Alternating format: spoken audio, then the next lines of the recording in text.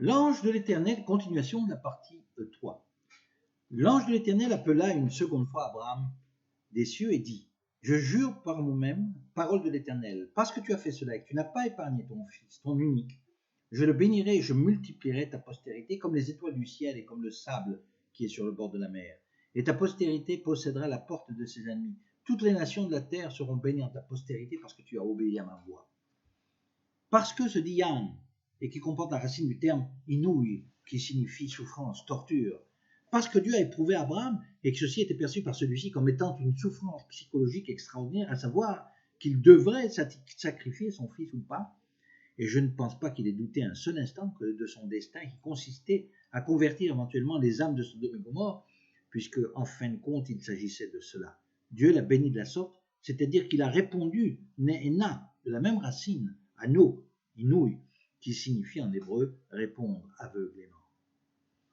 Et que tu n'as pas épargné ton fils, ton unique. Je te bénirai, je multiplierai ta postérité comme les étoiles du ciel et comme le sable qui est au bord de la mer, et ta postérité possédera la porte de ses ennemis. Image de la sauterelle qui se déplace par nuages et qui ne se compte pas. Où est donc la bénédiction?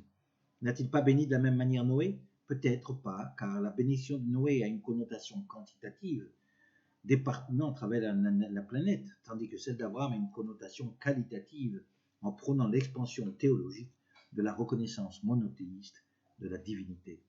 Je dirais donc sur un plan kabbalistique que la bénédiction de Noé se trouve au niveau de l'attribut de base, le yesod, l'estomac, tandis que celle d'Abraham se situe plus haut au niveau de l'intelligence et de la sagesse humaine, la chokhma.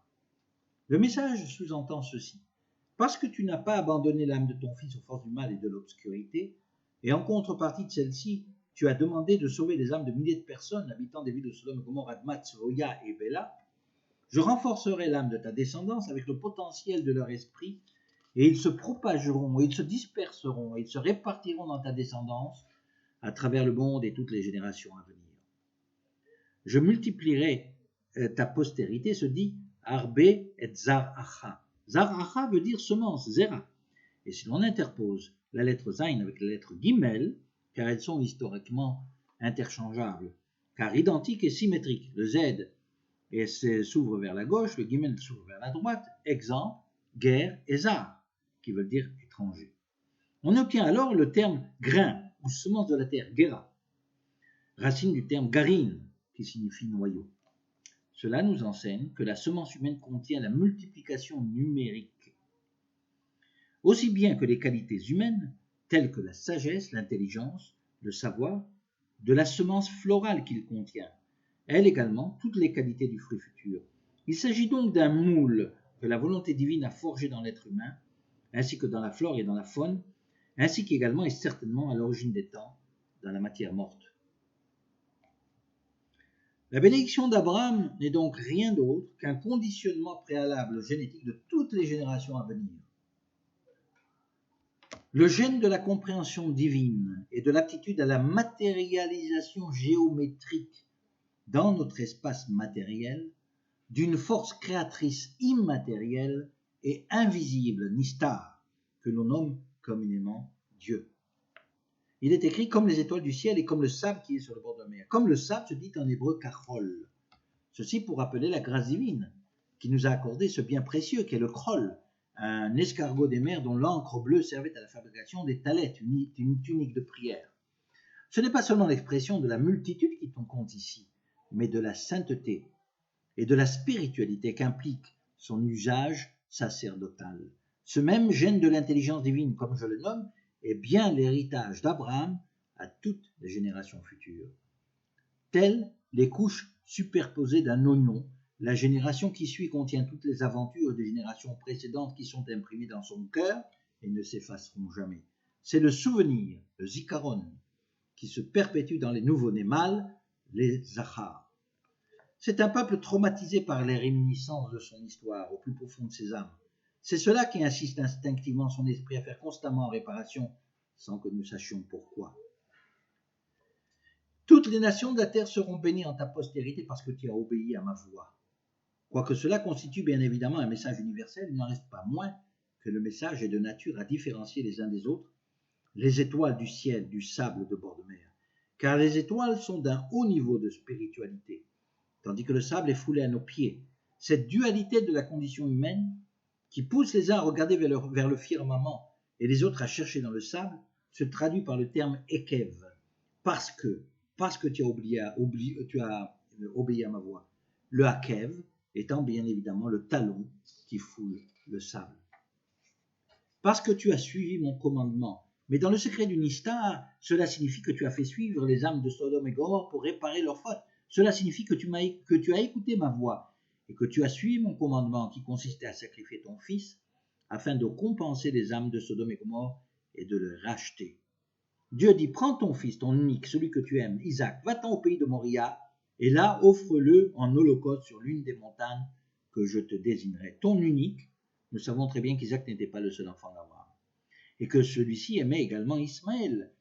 Puis il avait dit, puisse Ismaël vivre auprès de toi. Mais Dieu a décidé de mettre à l'épreuve le patriarche. Il lui commande de sacrifier son fils Isaac, un unique enfant, en échange de la résurrection future de toutes les âmes de Sodome et Gomorrhe. Et Dieu insiste comme s'il parlait à un enfant. Prends ton fils, ton unique, celui que tu aimes, Isaac, comme s'il vérifiait que celui-ci comprenait bien l'importance du sacrifice et s'assurait qu'il ne reviendrait pas sur sa parole. Celui que tu aimes, Isaac. Il est vrai qu'Abraham aimait les deux enfants de la même manière, mais le terme que tu aimes se dit en hébreu Ahavta, contient la racine du mot père, Av, Abaout, car père se dit Av ou Ab, et s'entend étymologiquement Elokut Bo, Av, Elokut Bo, à savoir la divinité est en lui. Comme il est dit à l'origine, il créa l'homme à son image. Car il n'y a pas de différence de nature entre la paternité d'un père et celle de Dieu, mais plutôt une différence de degré exclusivement. La paternité humaine transmet les qualités intrinsèques du père lorsqu'il conçoit un fils dans le cas d'une union amoureuse et parfaitement harmonieuse sur le plan hormonal et sentimental. C'est le cas d'Isaac, qu'il a conçu avec Sarah, sa bien-aimée, tandis qu'Ismaël fut conçu avec la servante de Sarah, à un niveau sentimental bien plus bas, dans la déception d'une stérilité accablante. L'expérience est terrible, elle reflète bien l'attribut de justice que les sages ont donné à Isaac. Le terme de crainte d'Isaac revient plusieurs fois dans le texte, il rappelle le rire de sa mère à l'annonce de sa naissance. Car le mot rire se dit en hébreu tzrok, et c'est une onomatopée des termes tziduk achok, tzrok, tziduk achok, c'est-à-dire rigueur de la justice. Excès de justice qui pose la question de savoir est-ce que Dieu est démuni de grâce au point de demander un sacrifice aussi grand. Un homme qui prie pour en sauver un autre s'expose à la justice divine et fait ainsi pardonner les péchés de celui-ci. Car dans le fondement de la fraternité et par le biais du principe des vases communicants, il transporte le jugement des uns sur les autres. Il faut donc qu'il soit lui-même un homme intègre, afin de ne pas être jugé à la place de ceux pour lesquels il demande grâce. C'est bien le privilège des rois que de changer justice en justice, grâce en grâce. Peut-être y a-t-il 50 justes au milieu de la ville et feras-tu périr aussi? Et ne pardonneras-tu pas à la ville à cause des 50 justes qui sont au milieu d'elle? Et l'Éternel dit, si je trouve dans Sodome 50 justes au milieu de la ville, je pardonnerai à toute la ville à cause d'eux. Ceci n'est pas une question. Dieu ne sait-il pas combien de justes il y a à Sodome? C'est donc une réponse. Il n'y a pas dans la ville de Sodome 50 justes. Et la négociation continue, 45, et ensuite atteint les 10 justes. Les 10 doigts de la main représentent l'ordre divin dans la création de l'homme, car en séparant la matière du corps humain et son esprit de la matière divine, il a séparé les 10 doigts de la main pour parfaire celle-ci, et ce fut le dernier contact corporel entre le Créateur et sa création. Il est donc normal que la négociation pour la survie des gens de Sodome et Gomorrhe se termine à ce chiffre. En ces termes, l'Éternel s'en alla lorsqu'il eut achevé de parler à Abraham, et Abraham retourna dans sa demeure. Ce qui est stupéfiant, c'est l'occultation de ce qui suit, après que Dieu ait rejeté le chiffre de 10 comme chiffre minimal, sauvegardant la destinée des 5 villes. Ceci est laissé à l'intelligence humaine, qui doit comprendre qu'Abraham a lui aussi reçu satisfaction, et non pas seulement Lot qui a supplié Dieu de sauver la ville de Béla. La supériorité spirituelle d'Abraham par rapport à son élève Lot laisse supposer que la négociation s'est arrêtée à un seul juste, hormis Lot qui ne faisait pas partie de la destruction. En dernier pourvoi, Abraham a renoncé à un seul juste, son fils, dont les anges venaient de lui annoncer la naissance prochaine, en contrepartie du juste qui aurait sauvé les 5 villes de la vallée du Jourdain s'il y en avait seulement eu un. sans quoi il eût été inconcevable que Lot, élève du patriarche, soit exaucé dans sa supplication de sauver la ville de Béla, dans laquelle il avait momentanément trouvé refuge, tandis que son maître Abraham se voyait refuser la réparation des âmes des bergers de Lot réfugiés momentanément dans les villes maudites. Si je devais deviner ce que fut la suite de la conversation entre Dieu et le prophète, je dirais ainsi. Peut-être s'y trouvera-t-il un seul juste. Détruirais-tu la ville dans laquelle il n'y a qu'un seul juste, ceci à cause de 1000 impies? Et l'Éternel répondrait, je ne la détruirai point grâce à un seul juste.